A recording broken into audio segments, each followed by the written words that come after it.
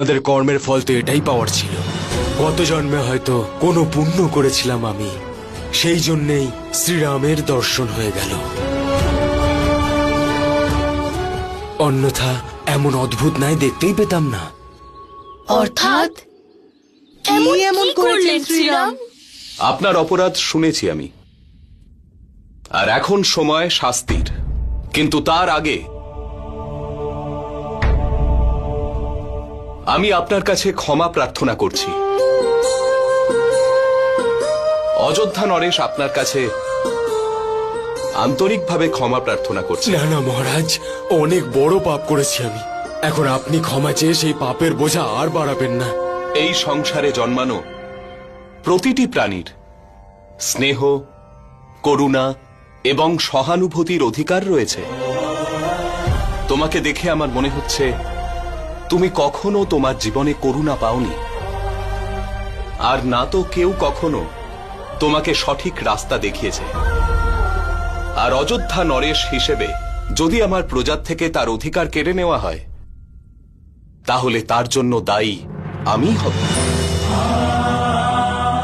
তোমার হৃদয়ে যে ক্রূরতার অন্ধকারে পূর্ণ রয়েছে, তার জন্য দায়ী আমি।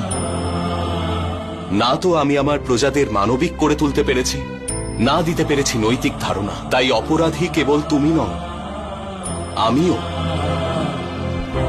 তাই শাস্তি কেবল তোমারই নয়, আমার নিজেরও পাওয়া উচিত। ক্ষমা প্রার্থনাও কেবল তুমিই নয়, আমিও করব। না না মহারাজ, কিন্তু তোমাকে কারাবাসে পাঠিয়ে বা তোমাকে মৃত্যুদণ্ড দিলে হয়তো তোমার জীবনটা শেষ হয়ে যাবে, কিন্তু তাতে তোমার পাপ শেষ হবে না। অন্ধকারকে কখনোই অন্ধকার দিয়ে শেষ করা যায় না, তার জন্য প্রকাশের প্রয়োজন হয়। তোমার নিষ্ঠুরতার শাস্তি তোমার প্রতি নিষ্ঠুরতা হতে পারে না। আর তাই তোমাকে এই শাস্তি দেওয়া হচ্ছে যে বনকে তুমি ধ্বংস করেছো তাকে আবার তুমিই গড়ে তুলবে।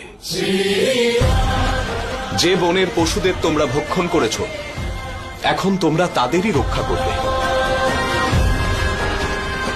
তোমাদের পরম্পরা ক্রোধ আর নিষ্ঠুরতা, আর তোমরা সংসারে সেভাবেই চলেছ। কিন্তু এবার আমি তোমাদের করুণা আর বিশ্বাস দিচ্ছি। আজ থেকে তোমরা সেই বনের প্রতিটি গাছের পাতাকে সেই করুণা আর বিশ্বাস প্রদান করবে।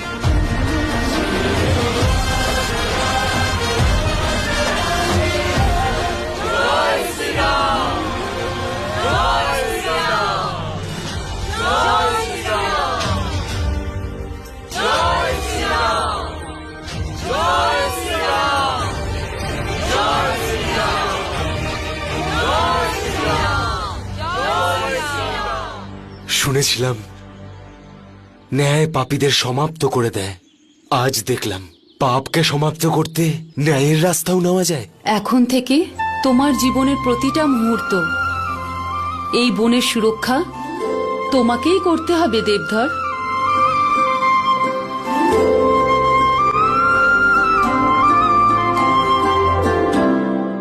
শিকারী দেবধরের আতঙ্ক বিনাশকারী দুজন সাহসী বালকের সম্মানে শ্রীরাম রাজকীয় ভোজ এই আশ্রমে পাঠিয়ে দিলেন।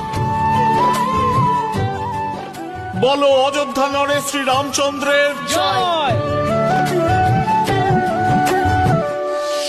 যখন মাতা এটা জানতে পারবেন যে শ্রীরাম লেখার পরেও পাথর জলে ভাসলো না, তখন উনি মনে মনে কত কষ্ট পাবেন। আমরা মায়ের সাথে এই বিষয়ে কথাই বলবো না।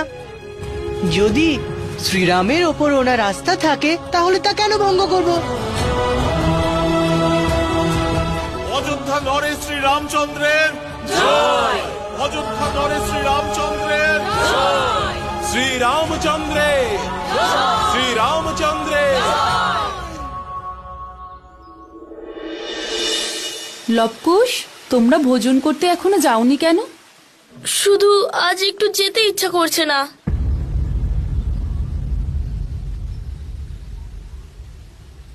কিন্তু লব তো কখনোই সুস্বাদু খাবার পছন্দই করে না, তাই ওকে আমি বুঝতে পারি। কিন্তু কুশ, তোমার হঠাৎ কি হলো পুত্র? নতুন নতুন স্বাদের খাবার সেটাও খেতে ইচ্ছা করছে না কেন? না মা, এমন কোনো বিশেষ ব্যাপার নয়, শুধু ইচ্ছে করছে না। মন তখনই অস্থির হয় যখন মনে কোনো প্রশ্ন আসে।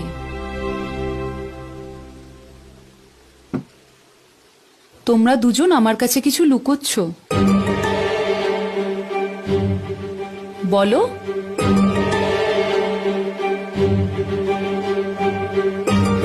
না মা, এমন কোনো ব্যাপার নয়।